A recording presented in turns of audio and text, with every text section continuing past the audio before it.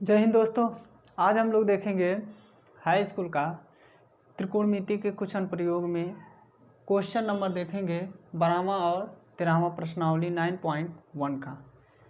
तो देखा जाए, दिया गया है 12वां क्वेश्चन कि 7 मीटर ऊंचे भवन के शिखर से एक केबल टावर के शिखर का उन्नयन कोण 60 डिग्री है और इसके पाद का अवनमन कोण 45 डिग्री है। टावर की ऊंचाई ज्ञात कीजिए।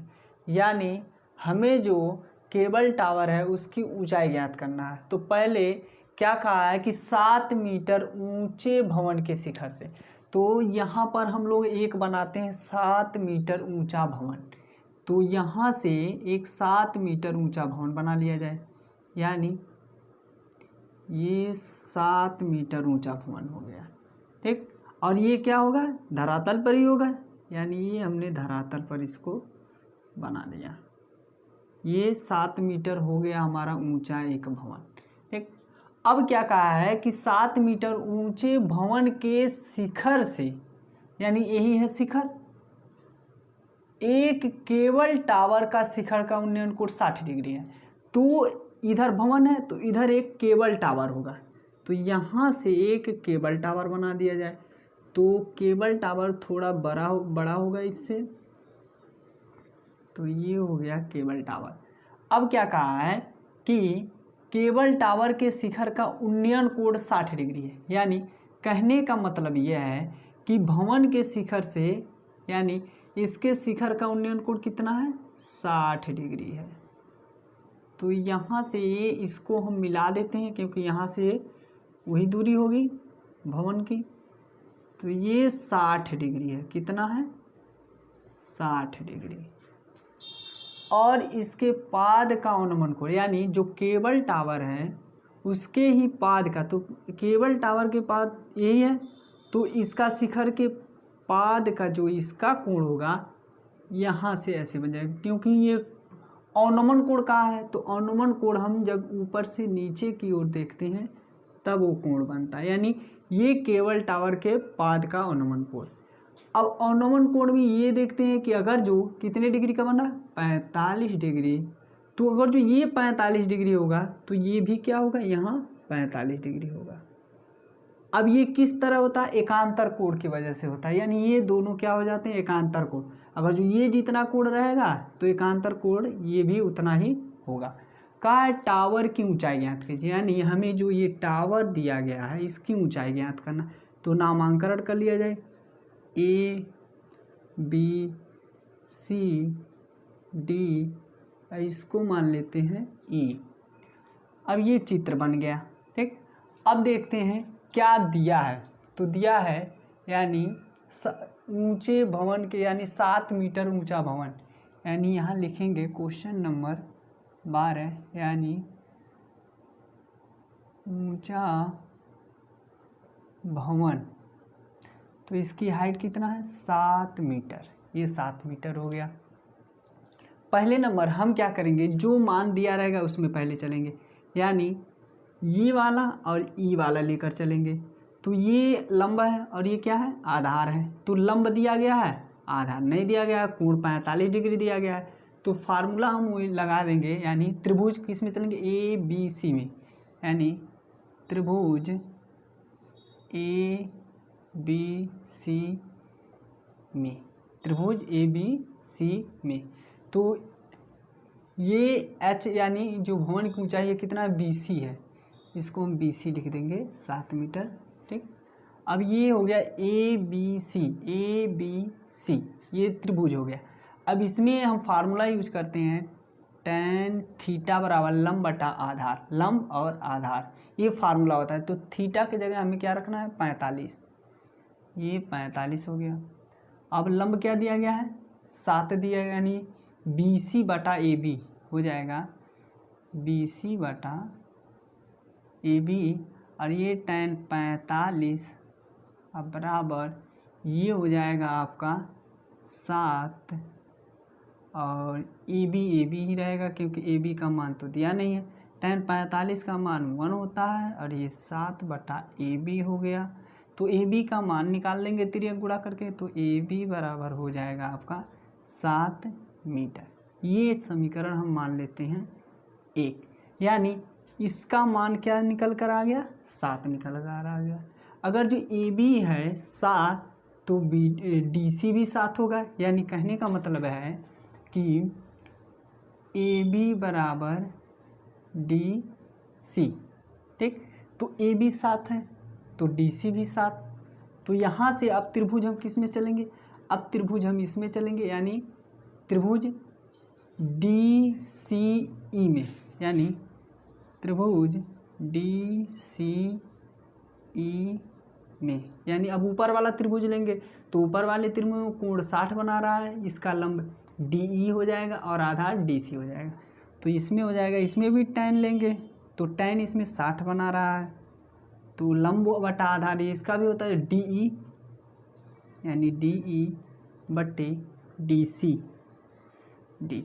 tan 60 का मान होता है √3 और डी ई का मान नहीं दिया है तो डी ई ऐसे ही रख देंगे। अब बट्टे डी सी का मान अभी हम क्या बताएं, ए बी बार अगर जो ए बी का मान हम निकाले हैं 7 तो ये भी 7 हो जाएगा, दोनों ही 7 हो जाएंगे। तो यहाँ से डी सी कितना हो जाएगा, डी सी कितना हो जाएगा, 7 हो जाएगा। तो डी ई का मान निकाल लेंगे, यानी हो जाएगा 3 गुणा कर देंगे तो ये 7√3 और डी ई, तो यहाँ से हम डी ई बराबर लिख सकते हैं 7√3। ये हो गया। अब हम लोग क्या करेंगे, दोनों मान पता चल गया, लिखेंगे अब हम पूरे केबल टावर की ऊंचाई लिखेंगे इस प्रकार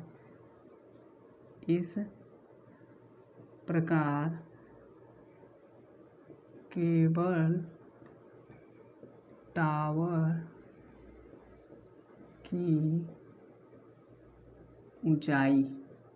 तो केबल टावर की ऊंचाई यानी A D plus D E, तो यहाँ से हो जाएगा, यानी ए ई का मान निकालेंगे, ए ई बराबर हो जाएगा, ए ई पूरा यही है तो ए ई में ए डी है प्लस डी ई है। अब यहाँ से हम क्या करेंगे, मान रखेंगे, यानी ए डी। अब एक चीज़ और जानते हैं कि यहाँ से बी सी बराबर 7 है तो ए डी बराबर भी क्या होगा 7, यानी कहने का मतलब है कि बी सी क्या है, ए डी के बराबर है, ए डी के बराबर, तो ये भी 7 तो ए डी भी 7। तो यहाँ से ए ई का मान हम लोग निकाल लेंगे, ए डी बराबर 7 और डी ई का मान क्या निकाले हैं 7√3। तो ए ई का मान हो जाएगा 7 कॉमन लेंगे तो 1 + √3। यही क्या हो जाएगा हमारा केबल टावर की ऊंचाई, यही हमारा आंसर है। अब देखते हैं 13वां क्वेश्चन। तो दिया गया है समुद्र तल से 75 मीटर ऊंची लाइट हाउस के शिखर से देखने पर 2 समुद्री जहाज़ों का अवनमन कोण 30 डिग्री और 45 डिग्री है। यदि लाइट हाउस के एक ही और एक जहाज़ दूसरे जहाज़ के ठीक पीछे हो तो जहाज़ों के बीच की दूरी ज्ञात कीजिए। यानी हमें दोनों जहाज़ों के बीच की दूरी ज्ञात करना है और वो भी दोनों जहाज़ एक दूसरे के, मतलब वो पहले जहाज़ दूसरे जहाज़ के पीछे है। तो पहले एक लाइट हाउस बनाया जाए। तो आप ये सोच रहे होंगे कि लाइट हाउस किस तरह से होता है और समुद्री तल से, तो यहाँ पर एक चित्र आपको दिखाई देगा, वही क्या है, लाइट हाउस है जो समुद्र तल से लगा रहता है और उसके ऊपर से कोई चढ़कर देख रहा है। तो जब देखने से ऊपर से हम नीचे की ओर जब देखते हैं तो क्या होता है कि वो अवनमन कोण बनता है। तो उसी तरह से लाइट हाउस से क्या हो रही है, दोनों जहाज़ क्या हो रही हैं, समुद्र से, मतलब समुद्र पे आ रही हैं और उसी तल पे वह लाइट हाउस खड़ा है। तो यहाँ से हम क्या करते हैं, 75 मीटर ऊंची लाइट हाउस बनाते हैं। यानी यहाँ से ये हमने इसको हम 75 मीटर, ये लाइट हाउस है। ठीक, अब ये लाइट हाउस क्या है कि यहाँ ये समुद्र तल पर स्थित है, समुद्र तल पर स्थित है। अब क्या हो रहा है कि ये लाइट हाउस यहाँ से वो कोण बन रहा है, यानी कोण कहाँ से बन रहा है, यहाँ से। यानी जब यहाँ से जब बन रहा है तो एक जहाज़ यहाँ जा रही है और एक जहाज़ ठीक इसके पीछे है। ठीक, तो पहले जहाज़ पे जो कोण बन रहा है अवनमन कोण, यानी देखने पर पहले नंबर तो एक चीज़ ये ध्यान दीजिएगा, जब भी हम ऊपर से अवनमन कोण बनाते हैं तो ये इसको हम डैश द्वारा दर्शा देते हैं और अनुमान कोण क्या होता है, तो यहाँ से लाइट हाउस इस तरह से एक बन रहा है कितने डिग्री का, 30 डिग्री, यानी एक 30 डिग्री का बन रहा है और एक 45 डिग्री का बन रहा है।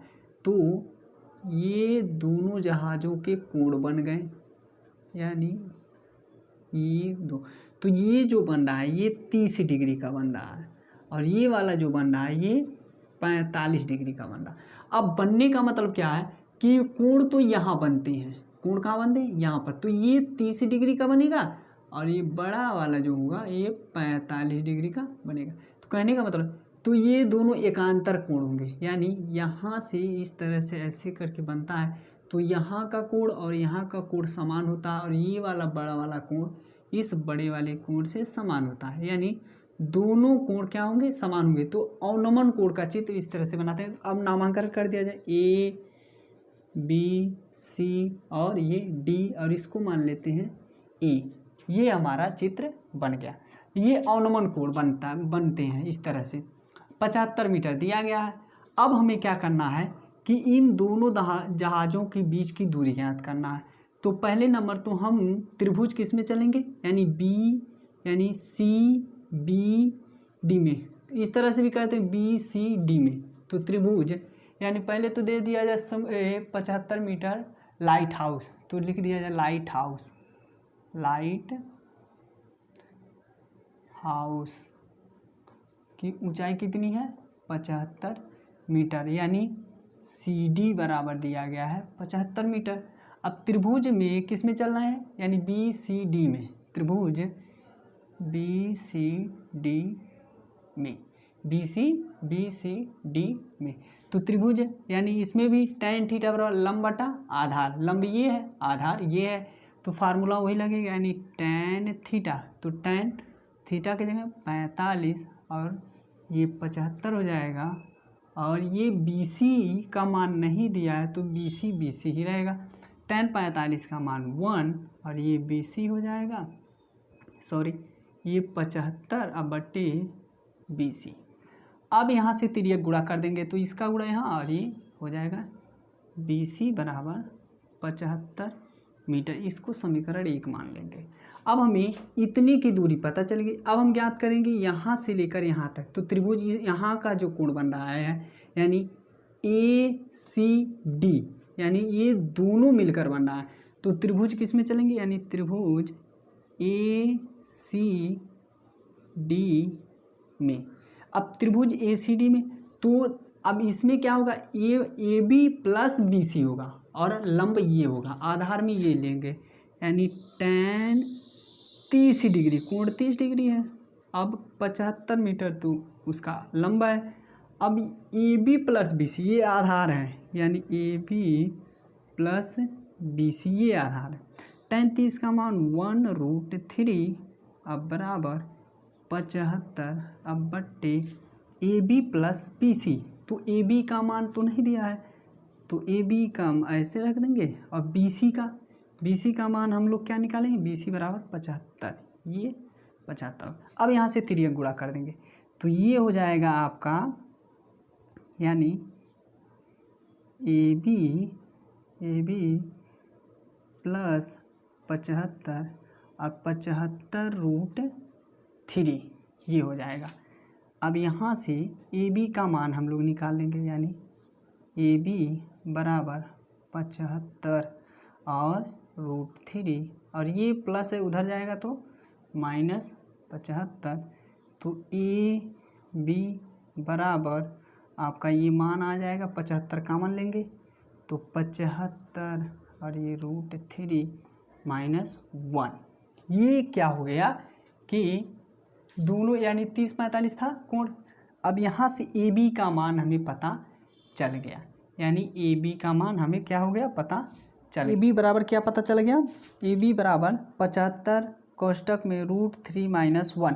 यही क्या हो गया, हमारा दोनों बीच की दूरी पता चल गई, जो कि हमें इन दोनों बीच की दूरी ज्ञात करना था और यही दूरी हमें क्या हो गई, मालूम चल गई। थैंक यू दोस्त।